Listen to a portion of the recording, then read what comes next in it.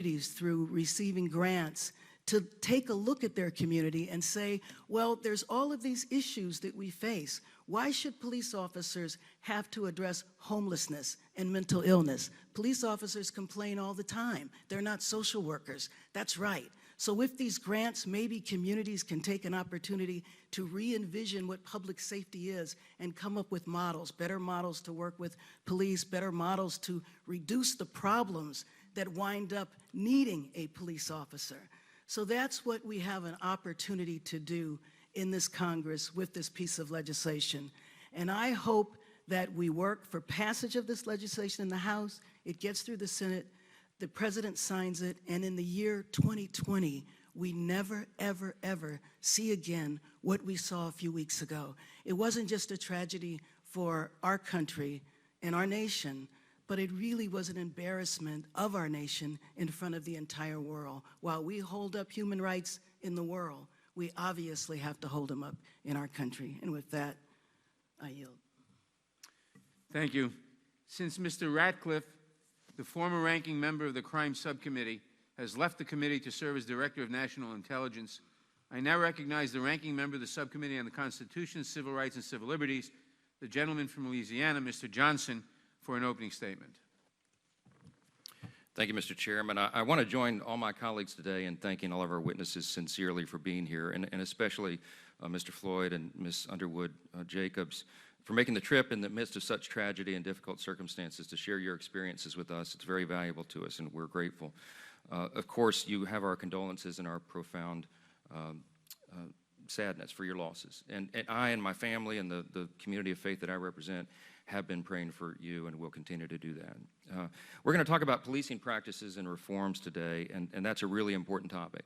But since this is the first full committee hearing that we've had in Judiciary since the tragic death of Mr. Floyd, I think it's also important for us to acknowledge here in the beginning what's believed by so many to be a root cause of the persistent challenges we face together as a country, and that is the need for authentic reconciliation in our communities. Everyone here understands the plain and simple truth that racism in any form violates the most fundamental principles of our great nation and the rules of our Creator. The central idea of America, let's not forget, is the idea that we boldly declare the self-evident truth that all men are created equal and that they're thus endowed by God with the same inalienable rights. Because each of us is made in the image of God, there are very serious implications that come from that. Among them is the idea that every single person has inestimable dignity and value. And our value is not related in any way to the color of our skin or what zip code we live in or what we can contribute to society or anything else. Our value is inherent because it comes to us by our Creator. Any fool who contends he has some sort of natural right of supremacy over his neighbor violates not only the foundational creed of America, but the greatest commandments of the God who made him. And if we can ever learn to see one another as God does, I think it'll solve a lot of our problems. This unspeakable act of cruelty that America witnessed in Minneapolis has opened an important new dialogue on reform. And while policing has always been regarded as an inherently local function, we do agree that Congress has a key role to play in ensuring that abuses are not tolerated and can never happen again. Justice has to be swift, and bad police officers have to be held accountable for their actions. But at the same time, we want to be careful to recognize, as all my colleagues have this morning, that officers like the ones involved in the death of George Floyd are not representative of the vast majority of America's law enforcement officers. Most are faithful, self-sacrificing public servants who put their lives on the line every single day to protect and serve our communities. We need to honor that, and we need to recognize and empower those law enforcement officers, which is precisely the opposite of the radical, dangerous proposals we're seeing right now to defund them. A government of, by, and for the people must be a nation of law and order, and public safety, of course, is the key to maintaining our republic. Without that, things like the rioting, looting, and violence that has led to the destruction of cities and minority-owned businesses, ironically, would prevail over the valuable, peaceful protests that are intended to bring about meaningful change. There's a consensus among every member of this committee, Democrat and Republican, that there are solutions we can work towards that will restore faith in our institutions and build trust in our communities. From where we sit right now, we believe the most actionable reforms must focus around three core concepts to simplify it: transparency, training, and termination of those rare bad apples in law enforcement who violate the law and the legitimacy that upholds the character of our legal system. This common ground is key if we're going to accomplish the goal of keeping our communities safe, upholding the civil liberties of individuals, and protecting the legitimacy of law enforcement. None of these goals that I've outlined today are mutually exclusive, of course. We can and should clearly condemn the senseless violence we've seen and all causes of it, from a few bad apples wearing a badge to the bad actors and anarchists sparking riots and destruction in our streets. At the same time, we can work together on meaningful reforms and real results while upholding the respect and appreciation that is due to every American patriot who faithfully serves us on the thin blue line. I have faith that we can work together as a committee. This is a bipartisan concern, and we'll have bipartisan solutions, I hope. For the future of our country and for generations of Americans to come, we have to do that. I urge my colleagues in this moment, all of us, to hear and to listen to our witnesses and work with each other as friends and fellow Americans to understand the need in our communities and foster our discussions on a foundation of civility and mutual respect. We've started that, and I hope we can continue it. With that, I yield back. Thank you. Without objection, all other opening statements will be included in the record. We have an unusually large panel today, but given the broad range of issues that we will be discussing, we have invited a broad range of witnesses. As is customary, the minority was given the opportunity to invite witnesses as well, and they have selected Mr. Bongino, Pastor Scott, and Ms. Underwood Jacobs. We welcome everyone and thank them for their participation. Now, if the witnesses would please rise, I will begin by swearing you in.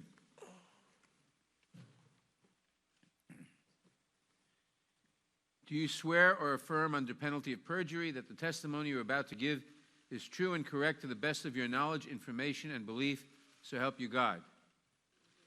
Let the record show that the witnesses answered in the affirmative. Thank you, and please be seated. Please note that each of your written statements will be entered into the record in its entirety. Accordingly, I ask that you summarize your testimony in 5 minutes. To help you stay within that time, for those witnesses testifying in person, there is a timing light on your table. When the light switches from green to yellow, you have 1 minute to conclude your testimony. When the light turns red, it signals your 5 minutes have expired. For our remote participants, there is a timer on your screen to help you keep track of time. Given the large number of witnesses, I will introduce each witness and then invite him or her to give his or her testimony before introducing the next witness. We will begin with Mr. Floyd. Philonise Floyd is the brother of George Floyd, who was killed by Minneapolis police officers on May 25th. Mr. Floyd has spoken eloquently about his brother's life, and we appreciate his being with us today, having flown to Washington to testify before us today directly from his brother's funeral in Houston yesterday. We are all so sorry for your loss. Mr. Floyd, you may begin.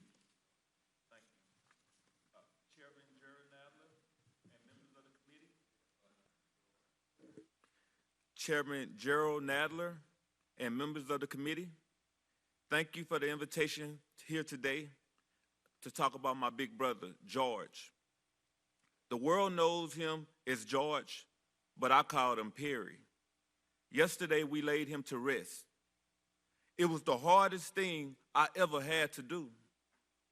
I'm the big brother now, so it's my job to comfort my brothers and my sisters, Perry's kids, and everyone who loved him. And that's a lot of people. I have to be the strong one now because George is gone. And me being the big brother now is why I'm here today, to do what Perry always would have done, to take care of the family and others.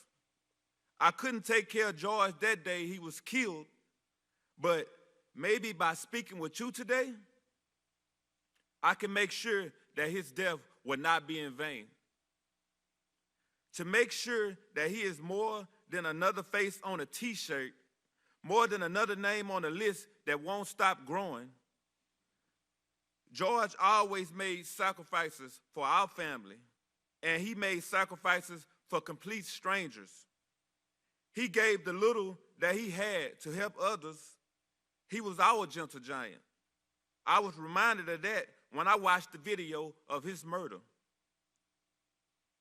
He called all the officers sir. He was mild-mannered. He didn't fight back. he listened to all the officers. The man who took his life, who suffocated him for 8 minutes and 46 seconds, he still called them sir as he begged for his life. I can't tell you the kind of pain you feel when you watch something like that. When you watch your big brother, who you looked up to your whole entire life, die begging for his mom. I'm tired. I'm tired of pain. Pain you feel when you watch something like that. When you watch your big brother, who you looked up to for your whole life, die begging for his mom. I'm here to ask you to make it stop. Stop the pain. Stop us from being tired. George called for help and he was ignored. Please listen to the call I'm making to you now, to the calls of our family and the calls ringing out the streets across the world. People of all backgrounds, genders, and races have come together to demand change. Honor them, honor George, and make the necessary changes that make law enforcement the solution and not the problem. Hold them accountable when they do something wrong. Teach them what it means to treat people with empathy and respect. Teach them what necessary force is. Teach them that deadly force should be used rarely and only when life is at risk. George wasn't hurting anyone that day. He didn't deserve to die over $20. I'm asking you, is that what a black man is worth? $20? This is 2020. Enough is enough. The people marching in the streets are telling you enough is enough. By the leaders that in our country, the world needs the right thing. The people elected you to speak for them, to make positive change. George's name means something. You have the opportunity here today to make your names mean something too. If his death ends up changing the world for the better, and I think it will, then he died as he lived.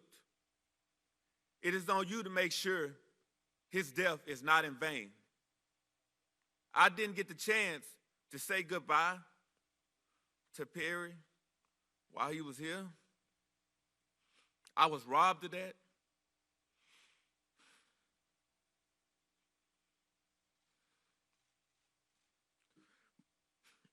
But I know he's looking down at us now. Perry, look up at what you did. Big brother, you changed the world. Thank you for everything, for taking care of us on earth, for taking care of us now. I hope you found Mama and you can rest in peace with power. Thank you.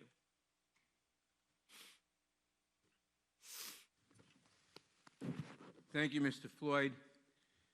Vanita Gupta is the president and CEO of the Leadership Conference on Civil and Human Rights. Ms. Gupta previously served as acting Assistant Attorney General at the Department of Justice and led the department's Civil Rights Division. She received her JD from New York University School of Law and her BA from Yale University. Ms. Gupta, you may begin. Thank you, Chairman Nadler. Mr. Floyd, thank you for being here today and for those incredibly powerful words, and we are so sorry. Chairman Nadler, Ranking Member Collins, and members of the committee, thank you for the opportunity to testify today. And thank you, Chairman Nadler, for calling this hearing on policing practices and the need for transformative policies that promote accountability, begin to reimagine public safety, and respect the dignity of all people. While the recent murder of George Floyd at the hands of 4 Minneapolis police officers put the issue of police brutality in the national spotlight, the outpouring of pain and anger is anything but a reaction to one isolated incident or the misconduct of a few bad apples. Instead, the outcry is a response to the long cycle of stolen lives and violence with impunity toward Black people in our nation. We are now at a turning point. There is no returning to normal. We have to create a new way forward, one that does more than tinker at the edges, that promotes data and training. We need something that truly transforms policing and leads to more accountability for communities. It is imperative that we get this right, and that Congress's response in this moment appropriately reflects and acknowledges the important work of Black Lives Matter, the movement for Black Lives, and so many people that are bringing us to this tipping point. My tenure as head of the Justice Department Civil Rights Division began 2 months after 18-year-old Michael Brown was killed by a police officer in Ferguson. The Justice Department was hardly perfect, but we understood our mandate: to promote accountability and constitutional policing in order to build community trust. During the Obama administration, we opened 25 pattern or practice investigations to help realize greater structural and community-centered change, often at the request of police chiefs and mayors who needed federal leadership.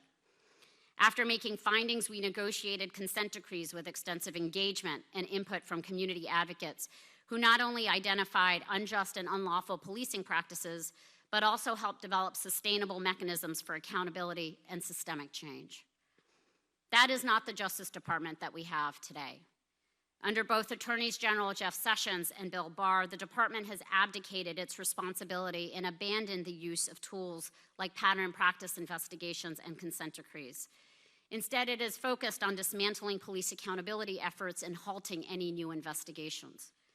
The disruption of crucial work in the Civil Rights Division and throughout the Department of Justice to bring forth accountability and transparency in policing is deeply concerning. In the absence of federal leadership, the Leadership Conference Education Fund launched the New Era of Public Safety Initiative, a comprehensive guide and toolkit outlining proposals to build trust between communities and police departments, restore confidence, and imagine a new paradigm of public safety. While much of these changes must happen at the state and local level, success is going to require the leadership, support, and commitment of the federal government, including Congress. Last week, the Leadership Conference and more than 400 civil rights organizations sent a letter to Congress to move us forward on a path of true accountability. The recommendations included the following: 1, create a national necessary standard on the use of force. 2, prohibit racial profiling, including robust data collection. 3, ban the use of chokeholds and other restraint maneuvers. 4, end the militarization of policing. 5, prohibit the use of no-knock warrants, especially in drug cases. 6, strengthen federal accountability systems and increase the Justice Department's authority to prosecute officers that engage in misconduct. 7, create a national police misconduct registry. And 8, end qualified immunity. The Leadership Conference was pleased to learn that the Justice and Policing Act, introduced Monday by both members of the House of Representatives and the Senate, reflects much of this accountability framework. This is Congress's most comprehensive effort in decades to substantially address police misconduct by taking on critical issues affecting Black and brown communities. And as the bill advances toward passage, we will continue to work on it and to ensure that real change is achieved. But let me just say in closing that policing reform alone is not going to solve the crisis that we're in today. This moment of reckoning requires leaders, together with communities, to envision a new paradigm of public safety that respects the human rights of all people. That means not just changing policing practices and culture, but ultimately shrinking the footprint of the criminal legal system in Black and brown people's lives. And it means shifting our approach to public safety from exclusively focusing on criminalization and policing towards investments in economic opportunity, education, healthcare, and other public benefits. Police chiefs and officers talk about the same thing. This approach will not only further equity, but also constitute effective policy. When we stop using criminal justice policy as social policy, we will make communities safer and more prosperous. Now is the time for Congress to pass lasting accountability measures, and we look forward to working with you until the day that these reforms are signed into law. George Floyd's death has impacted the world, and now it is on us to change it. Thank you. Thank you very much. Without objection, at the request of the ranking member, I will now recognize the distinguished Minority Leader of the House for a brief introduction of his constituent, our next witness, Angela Underwood Jacobs. Thank you, Chairman Nadler and Ranking Member Jordan, for convening this very important hearing. Mr. Floyd, thank you for your powerful words. I'll make one promise to you: your brother will not have died in vain. I'm here to introduce Angela Underwood Jacobs, her husband Michael, and her daughter Trinity. More importantly, I'm here to listen to them and all of you. Now, I know Angela, and I'm proud to call her a friend. She is a mother, a businesswoman, and the first black woman to become a city council member in Lancaster, California. Angela is here to testify because her brother, Dave Patrick Underwood, he was tragically and senselessly murdered in the line of duty 2 weeks ago in Oakland. We mourn and pray for Angela and the entire Underwood and Floyd family. As a member of the Federal Protective Service, Pat was guarding a federal courthouse, a symbol of equal justice and the rule of law.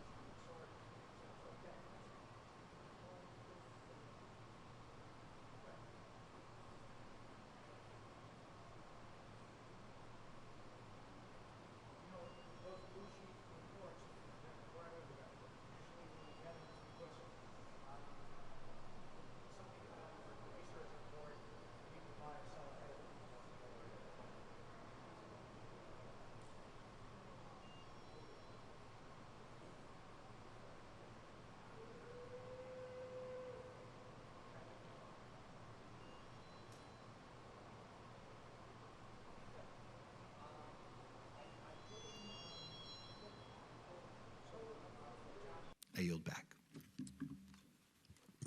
Thank you, Mr. McCarthy. Ms. Underwood-Jacobs, you may begin.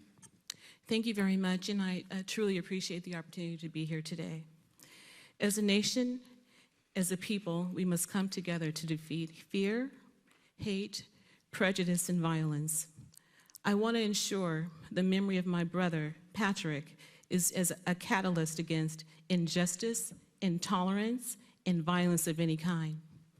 I want to honor my brother, Dave Patrick Underwood, and our family, and help our nation think about how to navigate the righteous path to equality, freedom, and nonviolent systemic change.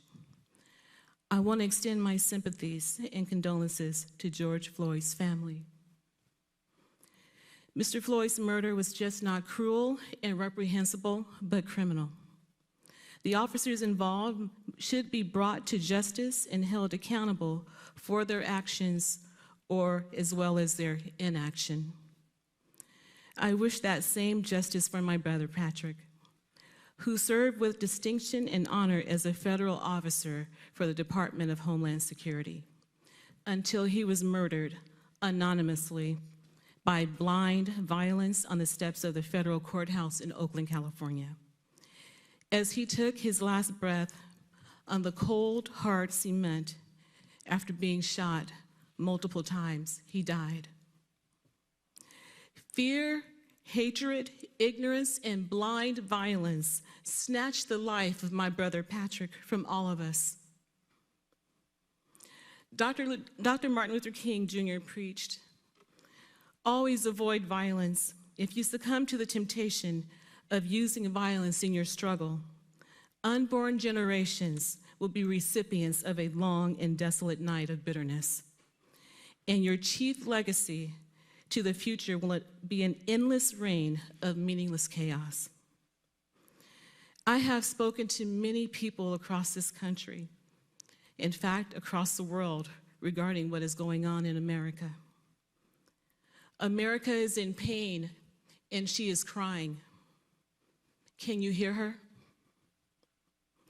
I am here to seek justice through the chaos for my brother Patrick, for George Floyd, for citizens of all colors, for communities across America, and for the police officers that protect those communities and their citizens every day.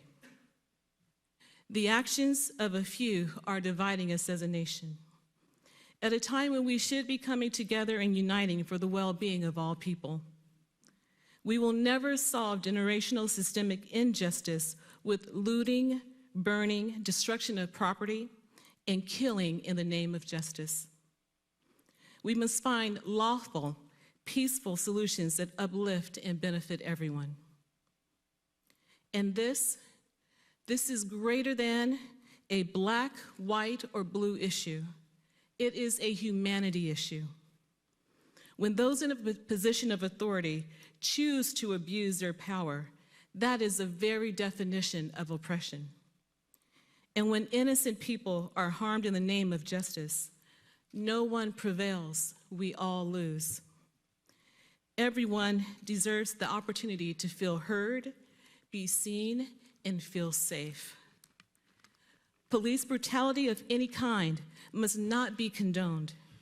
However, it is blatantly wrong to create an excuse out of discrimination and disparity to loot and burn our communities, to kill our officers of the law. It is a ridiculous solution to proclaim that defunding police departments is a solution to police brutality and discrimination, because it's not a solution. It gets us nowhere as a nation and removes the safety net of protection that every citizen deserves from their community's elected officials. There is a path to achieving what we desire and deserve as a nation and as a people: equality, fairness, justice, peace, and freedom from oppression. It is the same path we started on during the Civil Rights Movement. The solution to our nation's ills are straightforward. Education. We need to actually invest in education again and make it our nation's top priority. Through education comes knowledge, through knowledge comes understanding, and through understanding comes opportunity and freedom. Jobs. If there isn't any chance of making a decent living, there isn't any chance of having a decent, just society. We need to create more jobs that in turn will create more economic justice for all Americans. Housing. There is no way to live a decent life if you can't find, or in America's case, afford shelter. We need to listen and learn from each other. It's time for everyone to open their ears and listen to what each other has to say. America is the world's melting pot because we have so many people, cultures, beliefs, and points of view. And somehow we've become siloed. As a single voice in this chambers, attempting to honor my brother and family, I hope I can make a difference today. I want America to make a change. I want you as our representatives in Congress to make a change so that no one ever has to wake up to the phone call that I received telling me that my brother was shot dead and murdered. How my brother died was wrong, and I'm praying that we learn something about how he lived. Patrick was the type of man that when our mother fell to the ground as she was dying, he picked her lifeless body up as her spirit was leaving to place her upon her bed because that's where she wanted to die. My question is, who will pick up Patrick and carry his legacy? I believe this is a responsibility for all of us. Please do not let my brother Patrick's name go in vain. Patrick was a good man who only wanted to help others and keep his community safe. He had an infectious laugh and a corny sense of humor. He would go out of his way to help family, friends, and strangers. He did not deserve to die in such a horrendously inhumane way. No one does. Now, my family is in a state of hollow disarray. We all feel the anxiety of wondering what tomorrow may bring or may not bring, which has struck fear in our hearts. Nevertheless, I wholeheartedly urge us all all Americans not to give in to hate and anger, but to resolve conflict with kindness and love, to lead with a sense of purpose and renewed energy to create positive change, as I have outlined here through education, jobs, housing, and listening. Pat didn't tell anyone how to live, but he lived. And what an amazing life it was. I will never forget the way my brother smiled and the way that he loved his family with every piece of his heart. My wish is for us to live and live without fear and discrimination. Do not simply tolerate your neighbor, but strive to understand one another. And we will be a better, more just society for all. Thank you. Thank you. Our next witness is Art Acevedo, who serves as the chief of the Houston Police Department and also serves as president of the Major Cities Chiefs Association. Chief Acevedo received his BS in Public Administration from the University of Laverne. Chief Acevedo, you may begin. Thank you, Chairman. Ms. Underwood, Mr. Floyd, all of us at our condolences know that we're lifting you in our prayers. Chairman Nadler, Ranking Member Jordan, and members of the committee, thank you for the opportunity to participate virtually in today's hearing. It's good to be with all of you, and especially my Congresswoman Sheila Jackson Lee and Congresswoman Garcia. I want to thank Congresswoman Sheila Jackson Lee and Congresswoman Bass for their leadership. As the Major City Chiefs Association reviews the Justice and Policing Act, please know that we support the intent and look forward to working with the committee. I appear before you today as the Chief of Police in Houston, Texas, and it is also my privilege to testify on behalf of the Major City Chiefs Association as their president. No matter the circumstance, every time a life is taken, a loved one is taken. George Floyd was a child of God and raised in Houston. His death was deeply disturbing and a shock to the conscience. Over the past few days, I've had the opportunity to meet with the Floyd family, and I will continue to lift them in prayer. Mr. Floyd, thank you to you and your family for allowing us to join you on your brother's journey home. There is no denying that changes in policing must be made. Out of crisis comes opportunity, and this is an opportunity for all of us to have some tough conversations, to listen, to learn, and to enact meaningful reform that is long overdue. As a profession, we must learn what is being shared with us. That includes being honest about our history. We must acknowledge that law enforcement's past contains institutional racism, injustices, and brutality. We must acknowledge that policing has had a disparate treatment and impact on disenfranchised communities, especially communities of color and poor communities. Several topics have risen to the forefront, and all reforms must be vetted and ensure that they are sustainable, effective, and have no unintended consequences. Several topics have, law enforcement plays an important role. No two calls for service are the same, and in Houston, we respond to an average of 1.2 million calls for service annually. Those calls disproportionately originate from communities of color.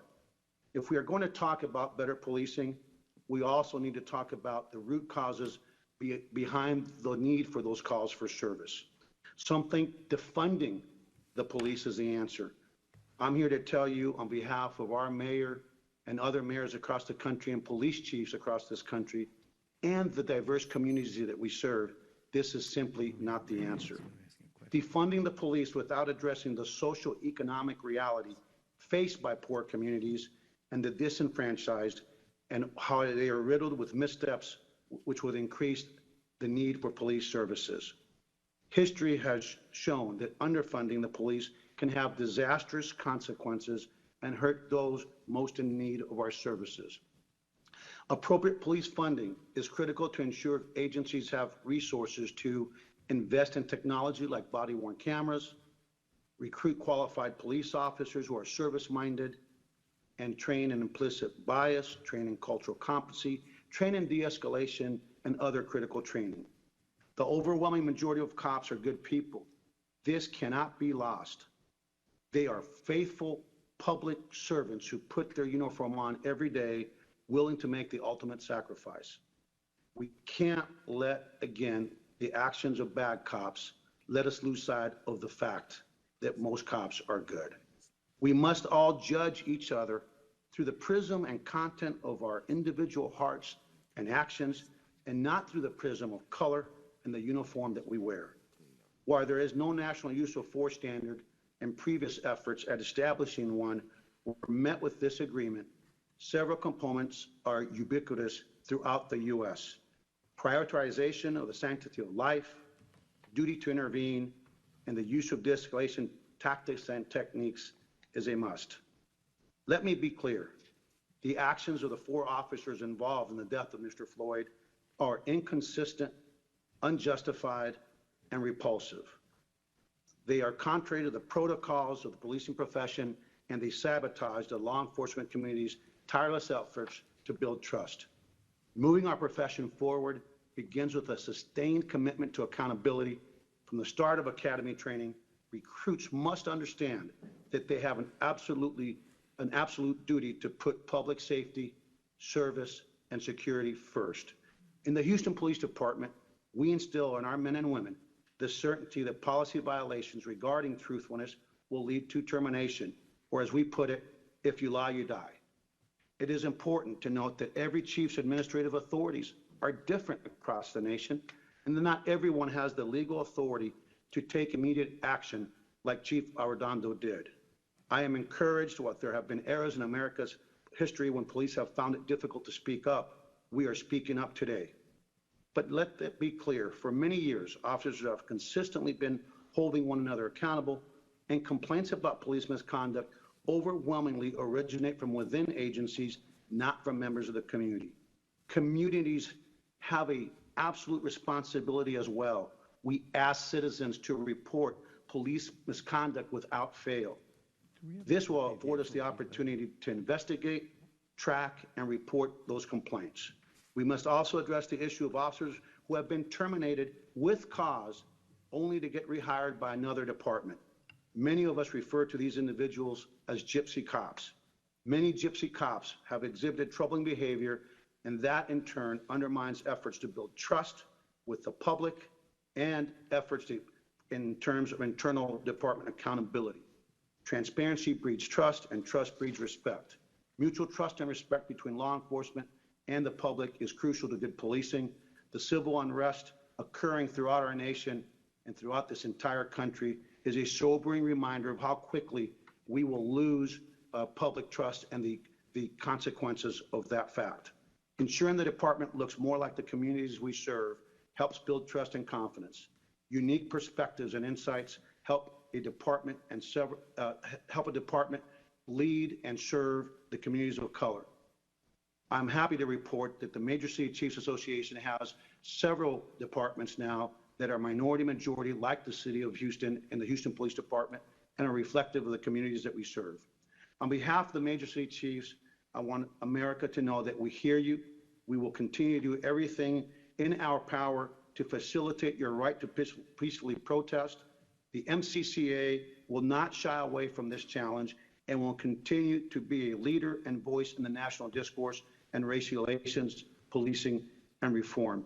To the Floyd family and to the activists across the nation, our commitment is to be your voice, to join you, and to make sure that Mr. Floyd's death was not in vain. I yield the remainder of my time and look forward to any questions the committee may have. Thank you, Chief. Our next witness is Ms. Sherrilyn Ifill. Ms. Sherrilyn Ifill is the President and Director Counsel of the NAACP Legal Defense and Educational Fund. She received her JD from New York University School of Law and her BA from Vassar College. Ms. Ifill, you may begin. Good morning. My name is Sherrilyn Ifill. I'm the President and Director Counsel of the NAACP Legal Defense Fund, the nation's oldest civil rights legal organization formed in 1940 by Thurgood Marshall. I want to thank Chairman Nadler, Ranking Member Jordan. I want to salute the leadership of Representative Bass and the Congressional Black Caucus on this issue. and I want to extend, on behalf of the Legal Defense Fund, my deepest condolences to the Floyd family and thank them for their courage and their voice at this important moment. We welcome the Justice in Policing Act as a first step in addressing the decades-long call and demand for policing reform. The legislation includes reforms that LDF's Policing Reform Campaign has advocated for years to ensure greater accountability for police officers who engage in misconduct and brutality. Members of Congress incorporated a number of our proposals in the Act, which is a step in the right direction toward ensuring police accountability nationwide. I want to first focus this committee's attention on the significance of this moment and the importance of the federal government's role in addressing this crisis. You are in a civil rights moment. In 1964, 1965, 66, and 67, cities all over the North in this country were gripped by urban unrest. In Watts and Detroit, Harlem, Minneapolis, and scores of other cities, Black people took to the streets to protest police brutality. It was during that period of unrest that Dr. Martin Luther King said, "Riots are the language of the unheard." The 1968 Kerner Commission was created to study the source of that unrest. And much of the report's findings and recommendations focused on law enforcement presence and conduct in Black communities. This period overlapped with the years that most people think of as the core civil rights movement, when Black people in the South petitioned, protested, marched, and demanded federal legislation to address segregation, voter suppression, and economic injustice. The result were core civil rights statutes, the Civil Rights Act of 1964, the Voting Rights Act of 1965, and the Fair Housing Act of 1968. But despite the unrest in northern cities, in over 100 cities during that decade, there was no legislation to address the issue of police brutality in African American communities. And as a result, very little has changed since that period as it relates to this issue. Therefore, too many officers know that they can commit the most heinous acts against African Americans without fear of accountability. Ranking Member Jordan said that the killers of George Floyd will face justice. But we also know that those who killed Philando Castile, Eric Garner, Terrence Crutcher, Eleanor Bumpers, Michael Stewart, Clifford Glover, Sean Bell, Amadou Diallo, and countless others never were held accountable for the crimes they committed. That snapshot of former Officer Derek Chauvin kneeling on the neck of George Floyd with his hands in his pockets, looking out with no fear of being videotaped, should shame every member of this body, every judge, every lawyer, everyone who has participated in the perpetuation of a system that calls itself a justice system, but routinely allows officers of the state to take innocent life with impunity. You have the chance now to change that. One of the key parts of the system of impunity has been qualified immunity, a defense that shields officials from the unforeseeable consequences of their act, but has been interpreted by courts so expansively that it now provides near immunity for police officers who engage in unconstitutional acts of violence. LDF has litigated a number of these cases. For example, in 2018, we filed a petition in the United States Supreme Court appealing a decision of the United States Court of Appeals for the 11th Circuit that affirmed summary judgment in favor of a law enforcement officer who tased our client, Carrie Illich, 19 times to death. The U.S. Supreme Court denied the petition, and this case was not a one-off. Every year, cert petitions are filed in the court seeking review of cases in which law enforcement officers have successfully eluded accountability for the most violent forms of brutality by raising the qualified immunity defense. The Justice in Policing Act seeks to address qualified immunity by amending the civil rights statute used most in police excessive use of force cases, 42 U.S.C. Section 1983, and we welcome this amendment. We want it to apply to all civil suits that are pending or filed after enactment of the Act, and we'll continue to work towards the elimination of qualified immunity. There's bipartisan support for ending qualified immunity, and so I'll close my remarks by quoting from a federal circuit court judge in a decision issued just this week in the Fourth Circuit Court of Appeals. It was written by a judge appointed first to the bench by George W. Bush. And he said in Jones versus City of Martinsburg, Judge Henry Floyd said, Wayne Jones was killed just 1 year before the Ferguson, Missouri shooting of Michael Brown would once again draw national scrutiny to police shootings of Black people in the United States. 7 years later, we're asked to decide whether it was clearly established that 5 officers could not shoot a man 22 times as he lay motionless on the ground. Before the ink dried on this opinion, the FBI opened an investigation into the death of yet another Black man at the hands of police, this time George Floyd in Minneapolis. This has to stop. To award qualified immunity at the summary judgment stage in this case would signal absolute immunity for fear-based use of force, which we cannot accept. This decision represents a minority of cases, and so we need Congress to act. You are required by history to meet this civil rights moment. It is a moment in which we have a chance to transform our approach to public safety, to recognize that most community conflicts do not require the intervention of an armed officer, and to speak our values through federal and state budgets that prioritize our commitment to anti-discrimination, to public health, and to true public safety for all. Thank you. Thank you. Our next witness is Darrell Scott, who is the founder and senior pastor of the New Spirit Revival Center, a non-denominational church in Cleveland Heights, Ohio. Pastor Scott is also the author of the book, Nothing to Lose: Unlikely Allies in the Struggle for a Better Black America. Pastor Scott, you may begin.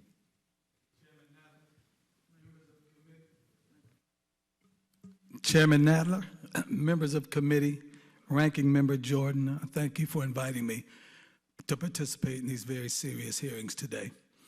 I want to begin by stating that the prospect of defunding and or dismantling police forces across the country is one of the most unwise, irresponsible proposals by American politicians in our nation's history and makes absolutely no sense at all, at least to me. I believe it is nothing short of the politicizing of current social events in an effort to garner votes during this election season. I also believe that it's a reactionary measure that can and will result in short and long-term damage to American society, particularly in our inner city and urban communities.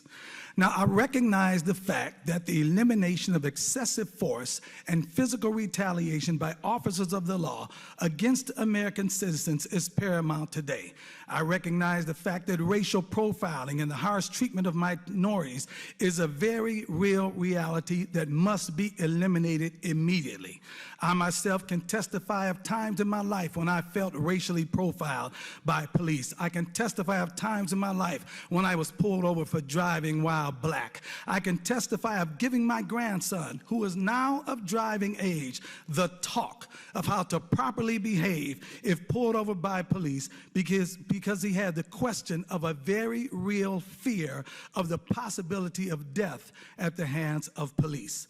In fact, my very first interaction with police when I was 13 years old resulted in me being roughed up.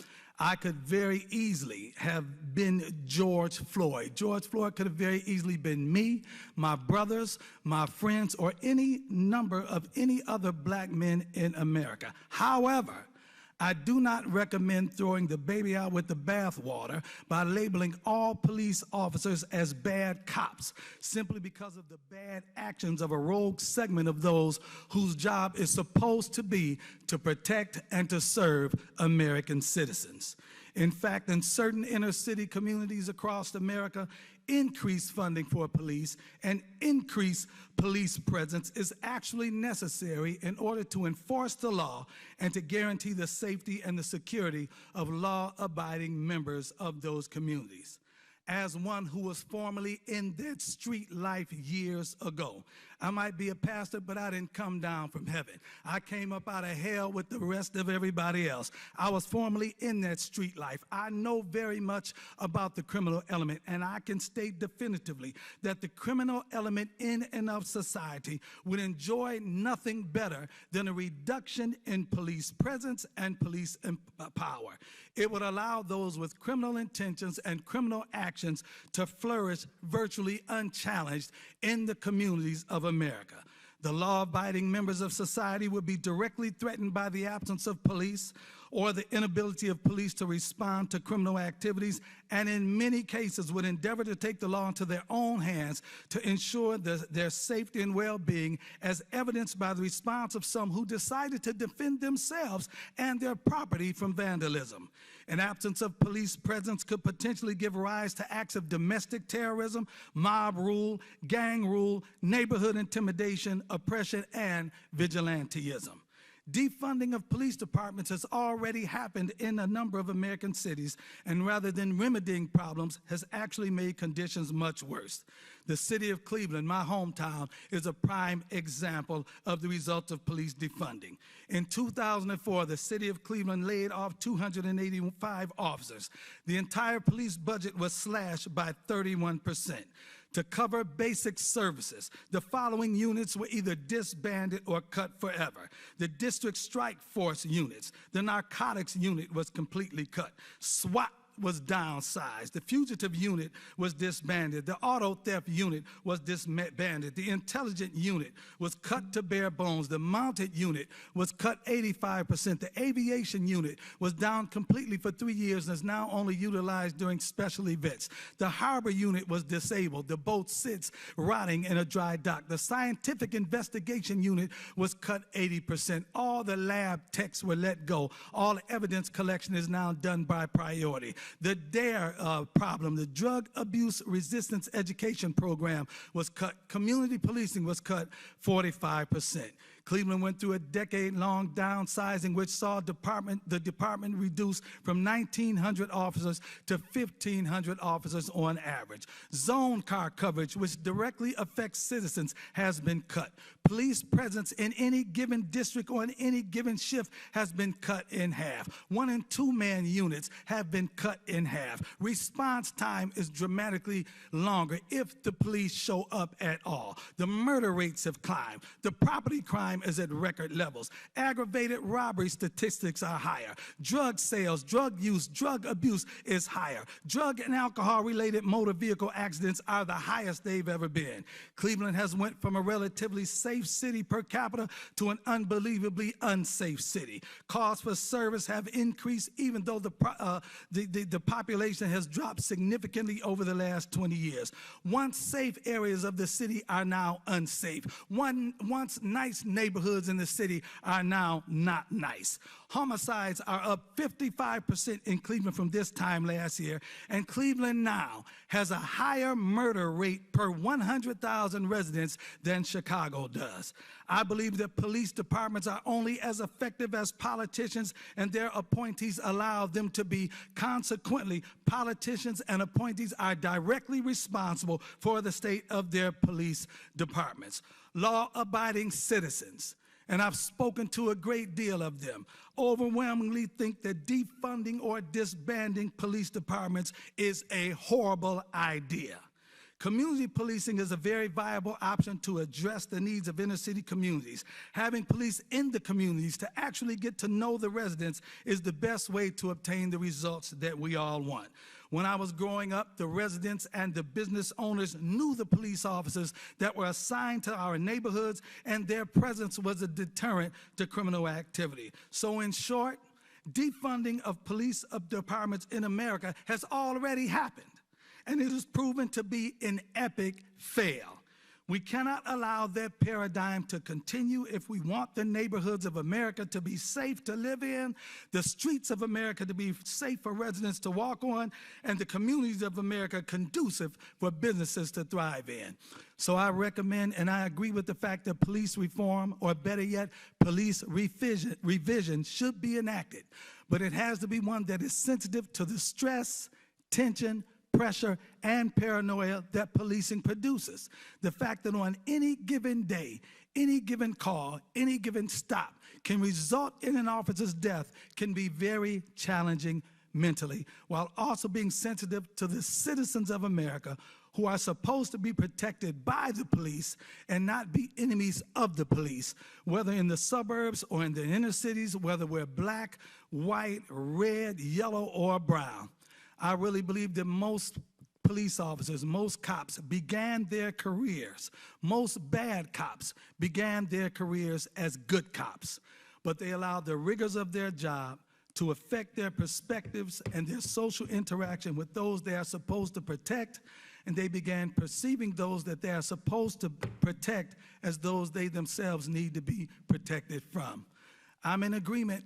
I endorse police reform, but it has to be sensitive to both sides of that issue. Thank you for allowing me. God bless you. Thank you. Before I call the next witness, I just remind witnesses to turn off their mics when you're not speaking. Turn them on when you're speaking, turn them off when you're not speaking, please. Our next witness is Mr. Paul Butler. He's the Albert Brick Professor at Georgetown University Law Center, where he specializes in criminal law and race relations. Professor Butler is also the author of the book, Let's Get Free, A Hip-Hop Theory of Justice and Chokehold, Policing of Black Men. Mr. Butler received his JD from Harvard Law School and his BA from Yale University. Mr. Butler, you may begin. Chairman Nadler, Ranking Member Jordan, honorable members of the committee, thank you for this opportunity to testify. Mr. Floyd and Ms. Underwood Jacobs, I'm so sorry for your loss.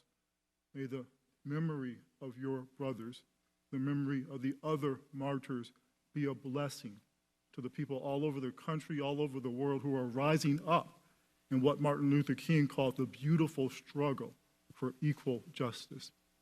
There has never, not for 1 minute in American history, been peace between black people and the police. And nothing since slavery has sparked the level of outrage among African Americans as when they feel under violent attack by the police. Black people have endured Jim Crow segregation, being shut out of Social Security in the GI Bill, massive resistance to school desegregation, nonstop efforts to prevent us from voting, and poison water. But the rare times black people have set aside traditional civil rights strategies and instead have risen in the streets, destroyed property, and resisted symbols of the state has been because of something that the police have done. Watts in '65, Newark in '67, Miami 1980, LA 1992, Ferguson 2015, Baltimore 2016, Minneapolis in 2020.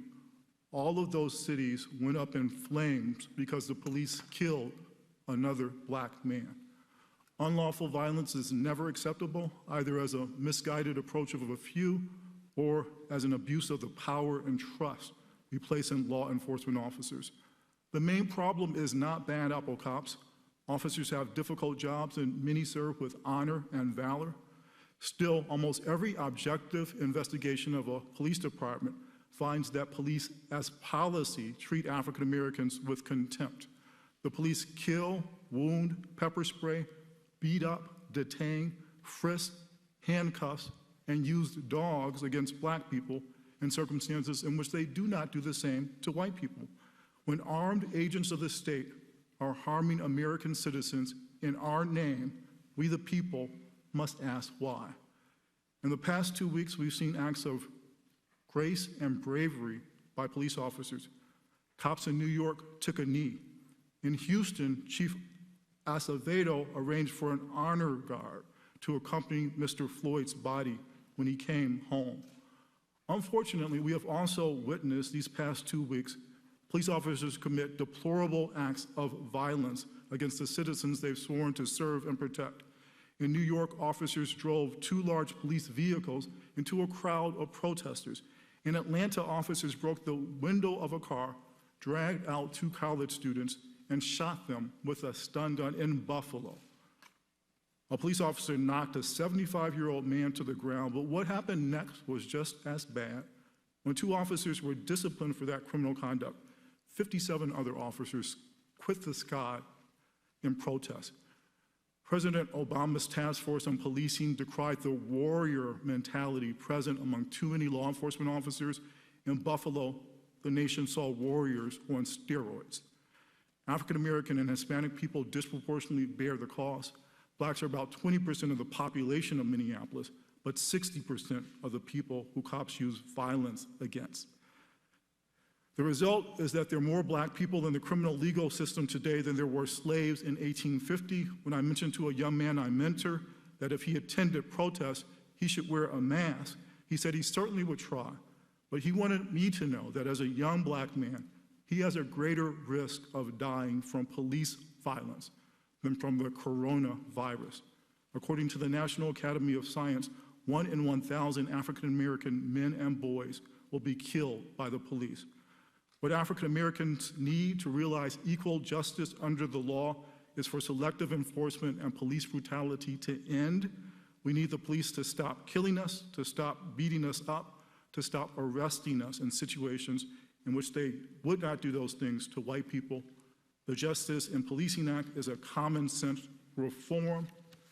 Among other things, it requires cops to be trained on understanding racial bias. In Minneapolis, as 3 officers crushed the life out of Mr. Floyd and another served as a lookout, somebody in the crowd said to the cops, "He's human, bro." But these 4 officers did not treat Mr. Floyd like a human being. Too often, police work seems to enforce the dehumanization of people of color. Understanding the history and reality of racism in the United States will make our men and women in blue more effective officers. In the end, this hearing is about the legitimacy and sustainability of our democracy. No justice, no peace is not a threat. It is simply a description of how the world works.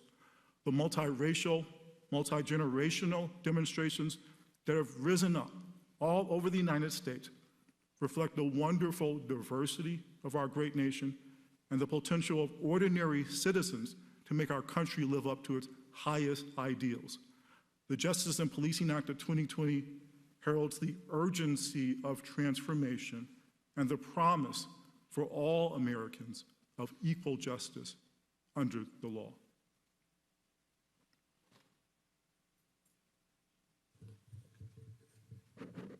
Thank you, Mr. Butler. Our next witness is Benjamin Crump. Benjamin Crump is the founder and principal owner of Ben Crump Law. He is also currently representing George Floyd's family. Mr. Crump received his JD and BA from Florida State University. Mr. Crump, you may begin. Thank you, Chairman Nadler and distinguished members of the committee. I know all the speakers have 5 minutes to speak, but I wish it was 8 minutes and 46 seconds, not as a symbolic gesture, but as an actual exact time reference of how long George Floyd literally begged. He literally narrated a documentary of his death, begging for his life, saying, "I can't breathe," and calling for his mama. The death of George Floyd has galvanized the world and mobilized Americans to demand a more just system of policing, because it's become painfully obvious that what we have right now are 2 systems of justice, one for white Americans and another for black Americans.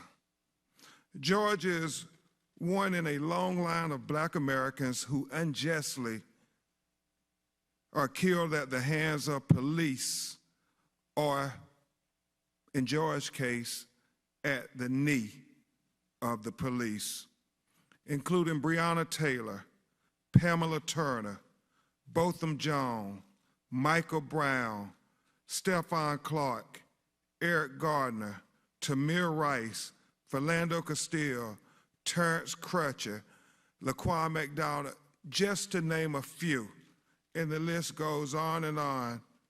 But it is important, Mr. Chairman, that we remember their names. It's way past time that we revise the role of police to become peacekeepers and community partners. Of course, they must be prepared to protect themselves and the public in direct, life-threatening situations. But these should be the exception and not the rule. What we are witnessing throughout our country is not that. Americans are being tear gassed in the streets, hit with rubber bullets, shoved violently to the ground, cracking their skulls against the pavement, beaten bloody with batons. And for what? For demanding justice for Black Americans. Our constitutional rights are under attack, and not in the shadows, but in the broad daylight. Changing the behavior of police and their relationships with people of color starts at the top. We need a national standard for policing behavior built on transparency and accountability. The only reason we know what happened to George Floyd is because it was captured on video. The advent of video evidence is bringing into the light what long was hidden. It's revealing what Black Americans have known for a long, long time, that it is dangerous for a Black person to have an encounter with a police officer. Given the incidents that have led to this moment in time, it should be mandatory for police officers to wear body cams and should be considered obstruction of justice to turn them off. Like a black box data recorder in an airplane, body cams replace competing narratives with a single narrative, the truth, with what we see with our own eyes. Second, insist that police officers only use the level of force needed based on the level of threat actually posed by the circumstances. We've seen way too many Black people shot in the back, or unarmed Black people shot and killed, or a handcuffed Black man face down on the pavement, asphyxiated by a knee on his neck for 8 minutes and 46 seconds, though he posed no threat at all. Neck restraints were used by Minnesota police more than 200 times, resulting in suspects losing consciousness at least 44 times. Lethal restraints like chokeholds and strangleholds should be outlawed. Finally, reform how qualified immunity applies to police officers. If officers know they have immunity, they act with impunity. If officers know they can unjustly take the life of a Black person with no accountability, they will continue to do so. That's what you saw in the eyes of Derek Chauvin with his hand casually tucked in his pocket as he extinguished the life of George Floyd. Accountability requires that officers face public consequences for unjustly taking a life or brutalizing a fellow American that they are sworn to protect and serve. Too often, many officers are silent in the face of evil because of the blue shield, the Brotherhood of Police Officers, which fosters systematic racism and abuse. But there's a higher brotherhood that God calls us to honor, the brotherhood of mankind, Black and white. That's what we're witnessing in the diversity of the protesters filling our streets, even today. And that's the brotherhood our police officers must honor above all. The Founding Fathers knew they had not built the infallible system, a faultless union, but they did task us with the perpetual duty to aim for it, a more perfect union of justice, liberty, resilience, hope, and compassion. We have to do better, and we must strive to live up to those American ideals. We are better than this. Chairman, members of the committee, you have the power to make this moment in history the tipping point so many of us have been waiting for, fighting for, and praying for, that Americans are marching for. You have the power to make sure that George Floyd's death is not in vain. I've been asking for us to take a breath. Number one, the breath that George Floyd was denied. Secondly, take a breath to consider how we use police in our society and how we hold them accountable for the tremendous power we place in their hands. Thirdly, to take a breath to consider how we create a more perfect union that extends equal protection and equal justice to people of color. And finally, to take a breath for George Floyd, because his life mattered and Black lives matter. I thank you, Chairman. Thank you, Mr. Crump. Ron Davis is the Legislative Affairs Chair of the National Organization of Black Law Enforcement Executives, or NOBLE. From 2013 to 2017, Mr. Davis directed the Office of Community-Oriented Policing Services at the U.S. Department of Justice. In 2014, he was appointed Executive Director of the President's Task Force on 21st Century Policing. Mr. Davis received his BA from Southern Illinois University and completed the Senior Executives in State and Local Government program at Harvard University Kennedy School of Government. Mr. Davis, you may begin. Thank you, Mr. Chairman, and good morning, Mr. Chairman and Ranking Member Collins. I want to thank you for hosting this hearing, and I come to you today on behalf of NOBLE and on behalf of our President, Police Chief C.J. Davis, the Executive Board. We want to again thank you for allowing us to testify today. As you mentioned before, serving as a director of the cops office, I also served close to 30 years as a police officer, 20 years in Oakland, and about 9 years as the police chief in the city of East Palo Alto. I do want to say NOBLE joins the nation in condemning the heinous killing of Mr. Floyd, and we offer our heartfelt condolences and prayers to the Floyd family. And I want to thank Mr. Floyd this morning for his powerful testimony and strong recommendations.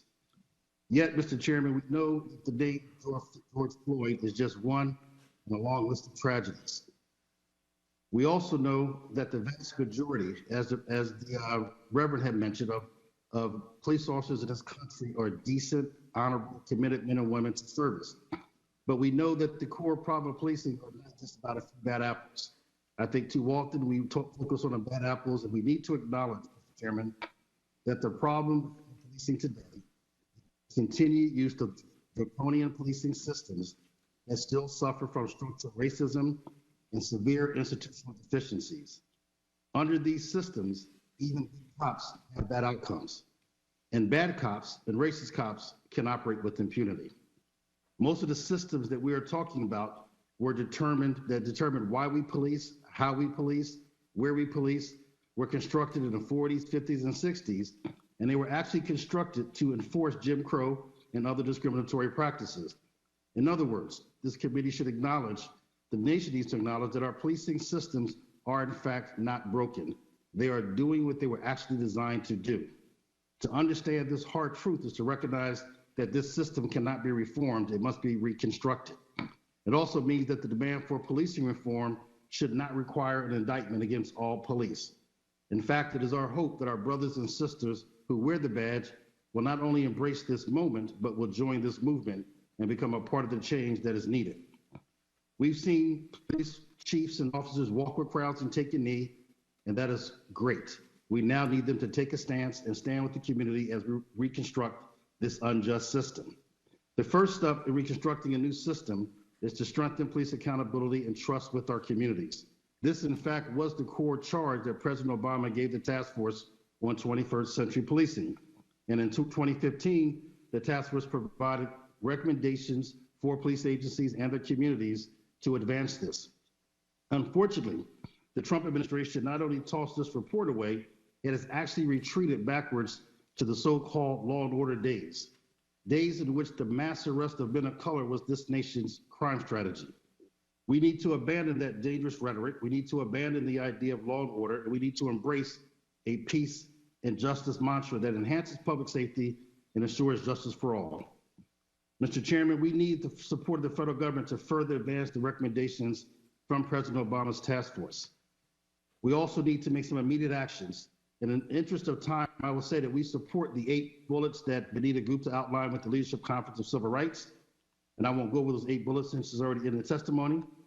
We also believe that we need to immediately rescind the Sessions memo so that the Department's Civil Rights Division, Department of Justice Civil Rights Division, can immediately restore the use of consent decrees where appropriate.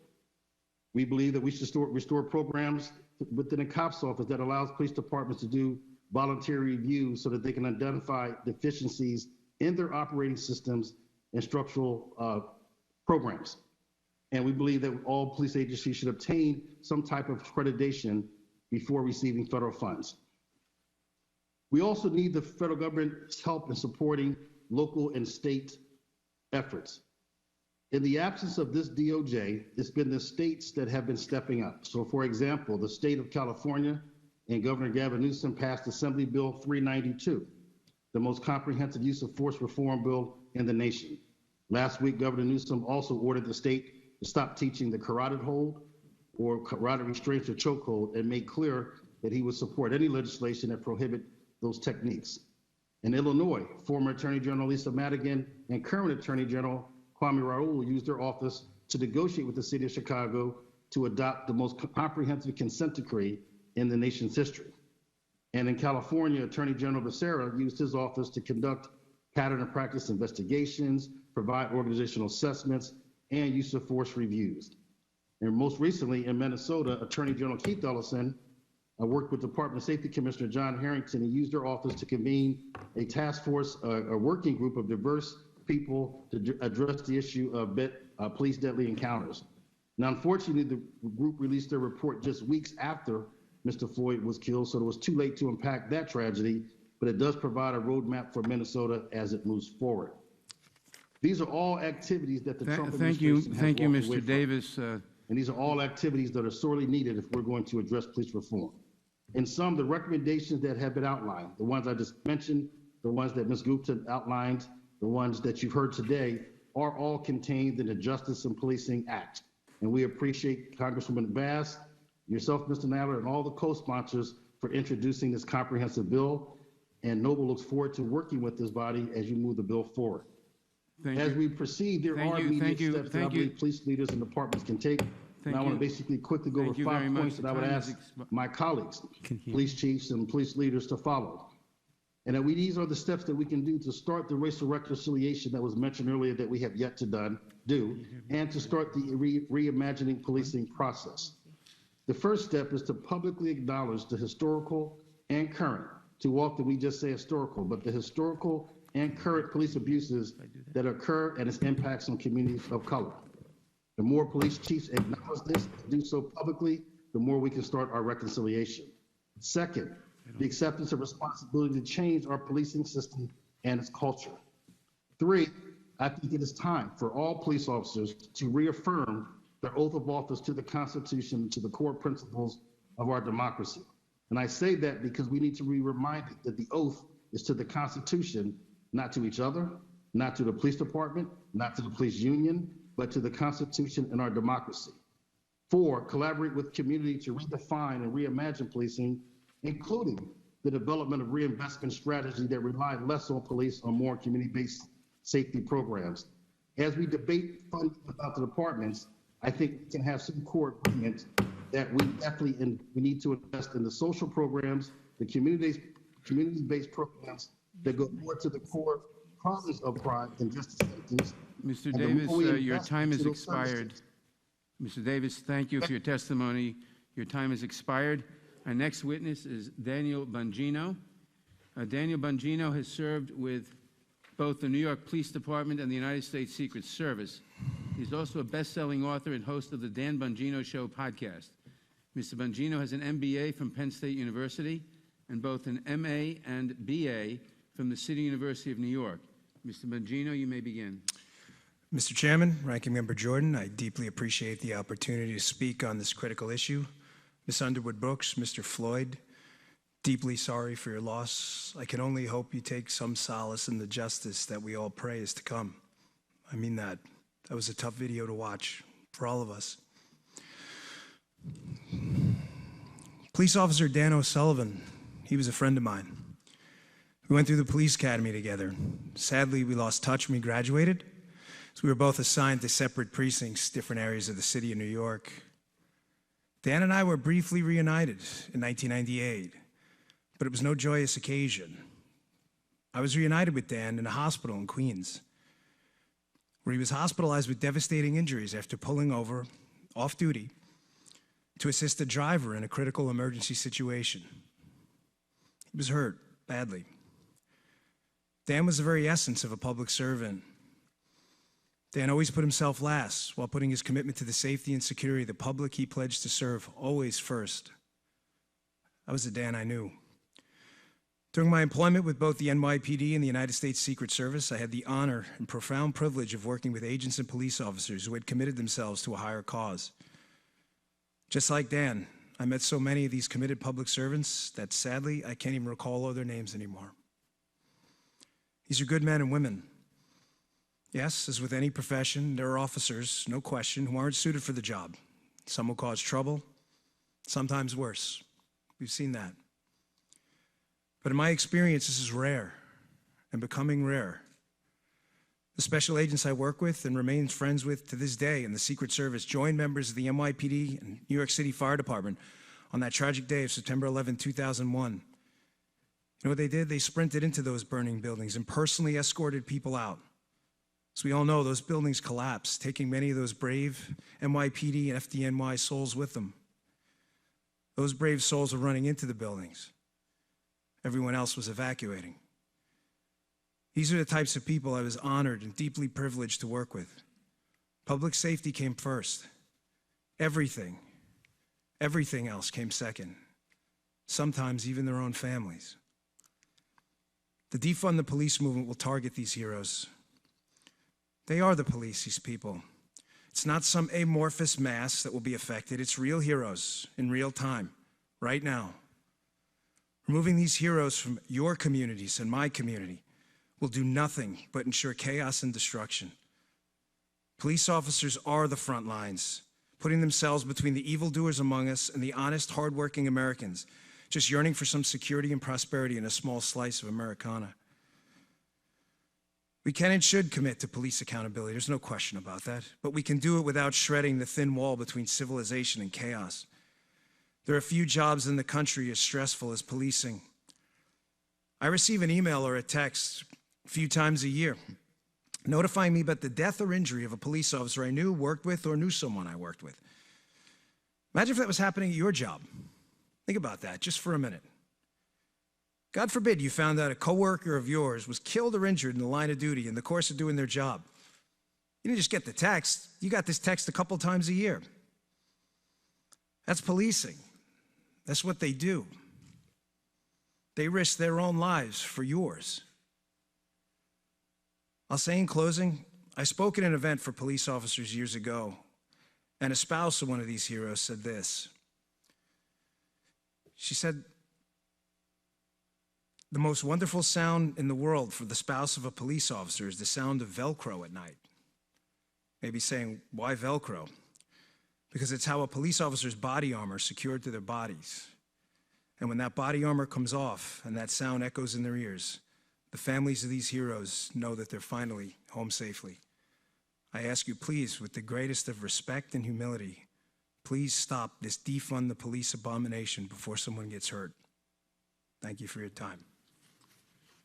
Thank you, Mr. Bongino. Our next witness is Philip Goff. Philip Goff is the co-founder and president of the Center for Policing Equity. He also serves as the inaugural Franklin A. Thomas Professor in Policing Equity at John Jay College of Criminal Justice.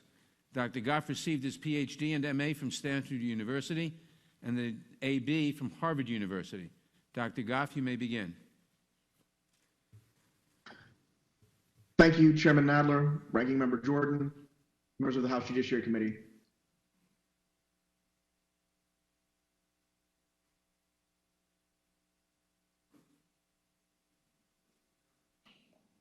I want to say that we mourn with you. And to Mr. Floyd, I want to thank you especially for your powerful witness in front of this body and the entire country. I offer my deepest condolences for the circumstances that made your presence here necessary. I want to say that your words have moved a nation that was already mourning with you. To everyone gathered, it is my honor to be back before the committee to provide testimony on policing practices and law enforcement accountability. My background and training are in behavioral science. I am the inaugural Franklin A. Thomas Professor in Policing Equity.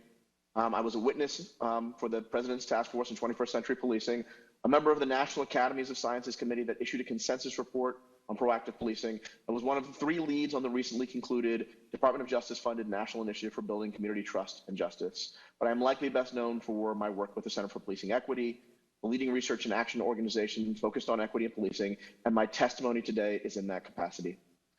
CPE maintains the National Science Foundation funded National Justice Database, which we understand is the largest collection of police behavioral data in the world.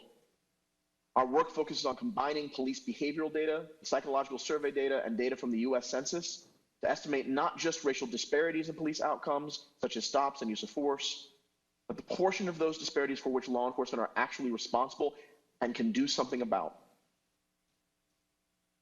I have to say that what we have seen in the streets of the United States over the past 2 weeks nearly defies description. Some have called it massive protest, others have called it a riot, others have called it a revolution. What I am confident is that what we have seen has been larger than the incident that sparked collective outrage and is still tearing at the fabric of our democracy. What has spilled out onto the streets of this nation is even larger than our grief at the brutal extinction of George Floyd's life and the life of the thousands of citizens per year killed by police, a number that has not changed significantly since newspapers began cataloging those numbers in 2015. What we're seeing on the streets of the United States is a past due notice for the unpaid debts owed to Black people for 400+ years. If the responses to this moment are not proportional to that debt, I fear we will continue to pay it with interest again and again and again. Turning to the complex issue of police reform, I applaud the work of Chairman Nadler and Congresswoman Bass for putting forth a comprehensive proposal to rethink how we best hold law enforcement accountable to the ideal of equality. The Justice and Policing Act of 2020 contains a number of critical reforms, including banning neck restraints and creating a national registry of police misconduct. In my capacity at CPE, however, I want to spend a moment focusing on what science says about bias in policing. I feel it's important to set a baseline, especially with all of the false information circulating in media, given the general vacuum in the ecosystem on evidence in this area. First, there is no doubt that Black, Native, and Latinx people in this country have more contact with law enforcement than do white people. There's also relative agreement that where there are fewer public services, so fewer drug treatment, mental health, job training programs, law enforcement has more contact with residents. There is evidence of racial bias in who was contacted by police and who was targeted for force. However, it is also the case that clearly not all the disparities we see are from police policy or behavior. It is some, but not all. Given this understanding of bias in policing, what are we to do? As we've already heard today, the most recent debate is between institutional reform and defunding the police. While there is no quantitative research literature on abolishing policing, there are reasons to believe that many within Black communities are not fully aligned with this vision. Historical and polling research reveal that Black communities support less biased and less deadly law enforcement more than eliminating it. With the mood of the nation changing so quickly, so too may these attitudes. And still, to the degree that a path forward involves using police budgets to invest in Black communities, the process must be led by evidence. Evidence about what programs work, both in policing and in communities, and evidence about where cities can safely receive a higher return on their investment in community empowerment. And regardless, there is no need to wait for a decision on police budgets to invest in our most vulnerable communities. Wherever the country lands on police budgets, we can all agree that communities that have the resources to solve their own problems and do not need to call the police in the first place are safer communities that are better equipped to realize the American dream.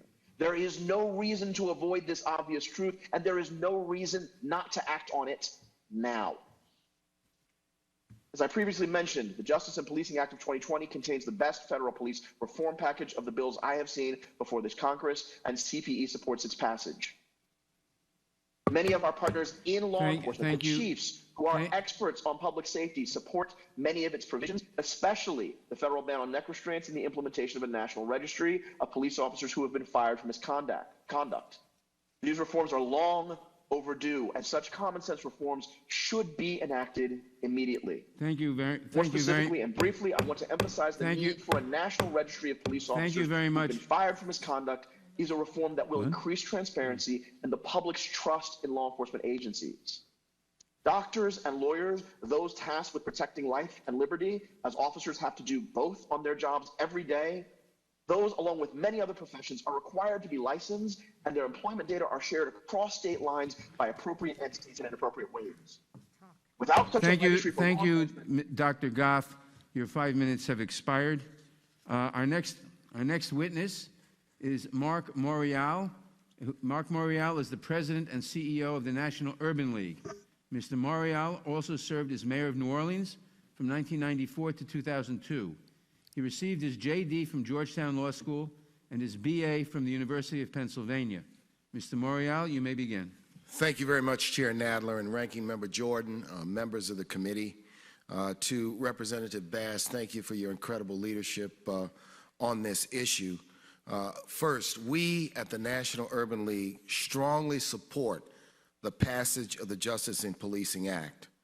And to Mr. Floyd and Ms. Underwood Jacobs, I join in sharing our thoughts and our prayers with you on your losses. Your courage is admirable. Thank you very much.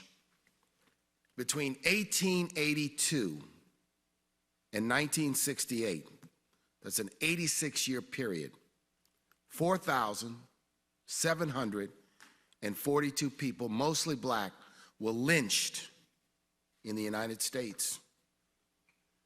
These murders were turned into public spectacles, with people being tortured, mutilated, and burned in front of hundreds of spectators, mocking their deaths.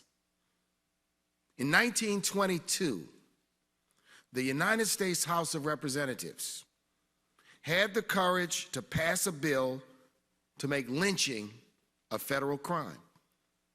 However, white supremacists in the United States Senate filibustered that bill and blocked 200 attempts to pass that bill, a blockage which continues to this day in the United States Senate.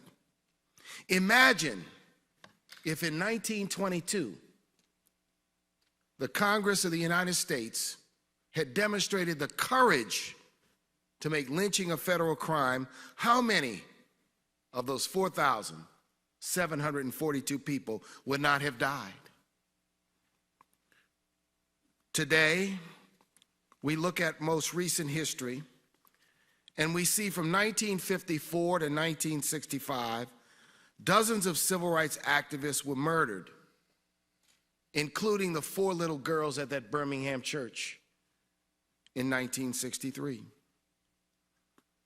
But this Congress, in 1964 and 1965, this Congress with bipartisan majorities and the courage of a Southern president who had previously supported segregation, demonstrated the courage and the conviction to pass the 1964 Civil Rights Act, the 1965 Voting Rights Act, and the 1968 Fair Housing Act.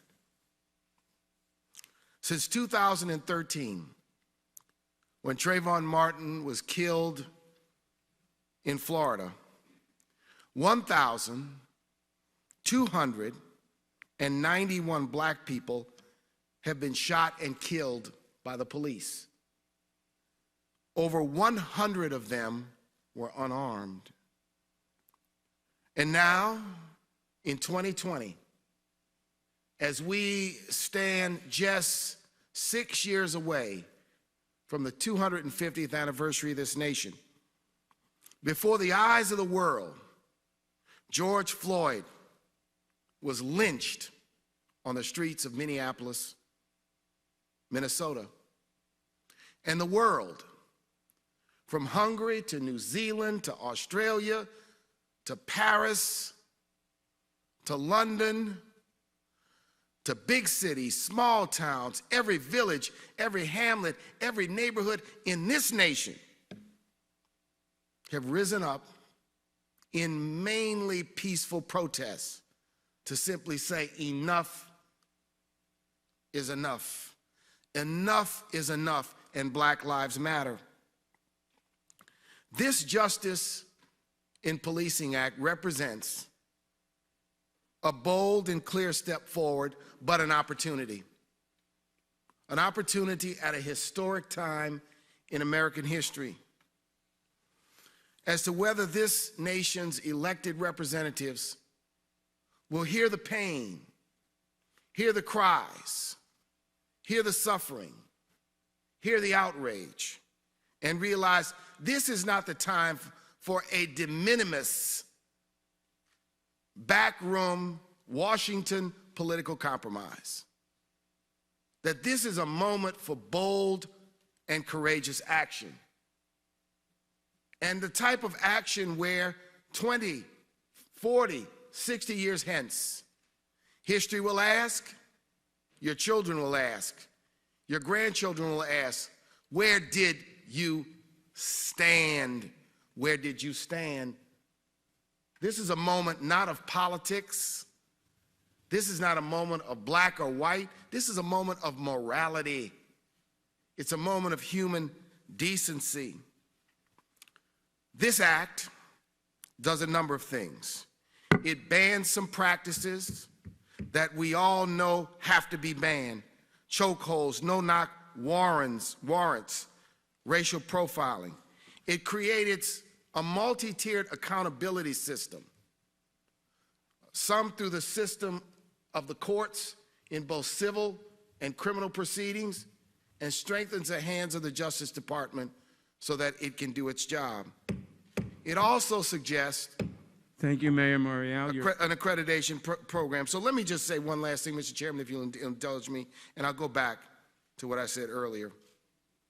I'm asking this Congress, this body, and the United States Senate to recognize the gravity of this moment and the importance of this time, and to stand with the people of this nation to say enough is enough, Black Lives Matter. Thank you, Mayor Morial. We've now heard from all the witnesses before the committee. The committee will now stand in recess for 45 minutes for lunch. As a matter of safety, there will be no eating in this room. The committee will reconvene in 45 minutes. The committee is in recess.